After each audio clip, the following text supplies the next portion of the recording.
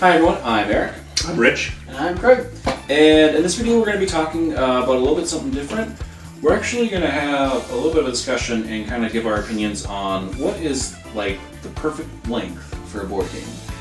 And what that means isn't so much like, oh, I love games that are like 2 or 3 hours long. It's, hey, you have 4 hours to sit there and play, a board game you set aside. You have this weekly, monthly, hopefully daily, hopefully one day, but you set that time aside, and what are you doing with that time?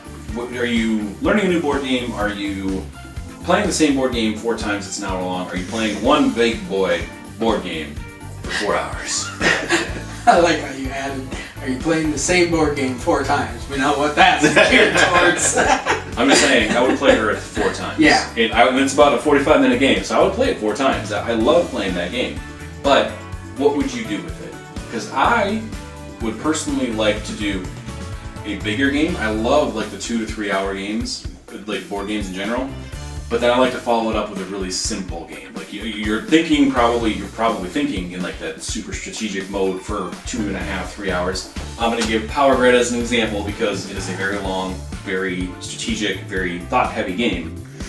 But then I would follow it up with like just something random in luck, like King of Tokyo, or Crew or something. Yeah, Crew. Something simpler that you don't have to really think as hard, but just kind of like top it off, almost like a dessert to the main course. You know what I mean? Like that's perfect for me. Mm-hmm. I'm kind of in that same boat too. I think I'd rather start with the simple game and go into the harder games, because the simple game will just kind of get me going, like into game mode, and then I can dive into doing a strategy game. But on it, like if I had a weekly 4-hour session, they would be like, I kind of want to do a little bit of everything. Like one day I want to do a new game. And when you do a new game, it's going to take you a while to learn it. Maybe you have to look up a video. We have plenty of them that you can view. Look up a video on how to play it. Take a few turns playing it. Then maybe be like, hey, these are practice turns. Then reset it. Do it again. And then honestly, whenever I play a new game, when I finish it, I almost immediately want to play that game again. Yep. Because oh, I should have done this, should have done that. So if I'm playing a new game, it's probably depending upon the length of the game. If it's a 4-hour game, cool, let's play 4 hours. If it's a 2-hour game, we're doing it twice. And then if it's a 4-hour game, maybe next session we're going to play it again. And then maybe we'll get done soon enough and then we play a small game. Yeah.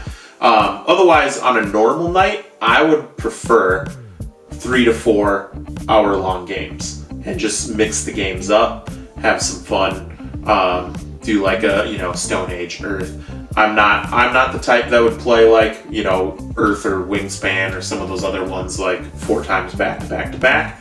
I'll play them this week, then maybe again next time. But I'm not a spam one game type of person. I want to play Stone Age, move into like Power Grid, although I mean there's your 4 hours. But whatever. I'd rather play 3 or 4 hour long games. Yeah, An hour is my kind of key time, I think. Yep. Anything longer than that, and it's hard to stay interested. It depends upon the game, though. Power Grid, I mean, I'm locked in. I'm there for 2 hours. I'm ready to go. But some other games, I'm probably gonna start drifting, and maybe I can't stay in my strategy phase for that long. To that point, I would say you start drifting when you start losing. You know what I mean? Like, if you're playing a game and all of a sudden, like, it's going to be a 3-hour game and you start losing in the first hour. Like, you got really bad rolls, you got really bad luck, someone screwed you because they're not winning either. Just kind of whatever happens, you are sitting there going, well, this is going to be a giant waste of time. So you kind of check out, and I hate that. Mm-hmm. But it's so fun when you are at least engaged, like playing, for example, Kemet. We haven't played that in how long, but that was a 3-hour game, and I would love to sit there and play that one again because it's one that you kind of have to play and like actively do. Mm-hmm. Sure. I guess if I had a 4-hour window, my goal, I guess, would be to try and get a new game to the table, since I have a ton of games in my backlog that I haven't played. It's starting to look like my Steam library. So I would love to get one of those out and then try and get like some of the smaller, like 45 to an hour and 15, hour and a half games. Yeah. No. Like I'm not as interested in like the 20-minute Coup as much as I am other things. Like, I like the Crew because you're engaged and it takes no time. You can just play one out, a couple hands, and just put it away. No, and I think that hands down, in my eyes too, it's like 45 minutes is the minimum for a board game for me to sit down. If it's under that, I probably won't like it, and I probably won't want to play it again. That's not 100% true because I love Star Realms, and Star Realms could be a 20-minute game, but it's a two-player game, and it's so many things going on with it that it's a lot of fun. But there too, it's a deck building game, and it's a really fun game in general, but it can be much quicker. Yeah, and even if they're not really classified at it, I like the 45-minute mark. I think games under 45 minutes are almost more party games. Like you're doing it you're more socializing with friends and you're playing a game while doing it. Is where I see some of those games.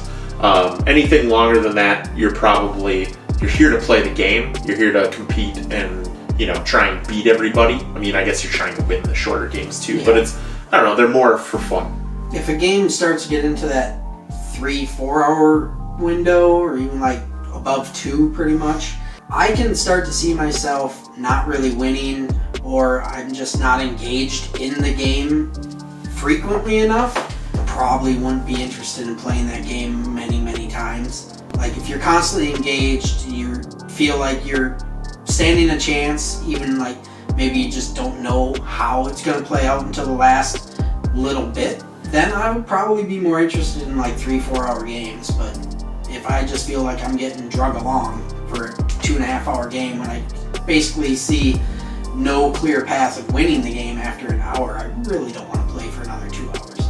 Yeah, but with that one, I would say, to counter that point, for example, Scythe. Scythe is a beast to learn. And even after playing it once or twice, you're still going to forget stuff, you're still not going to pay attention.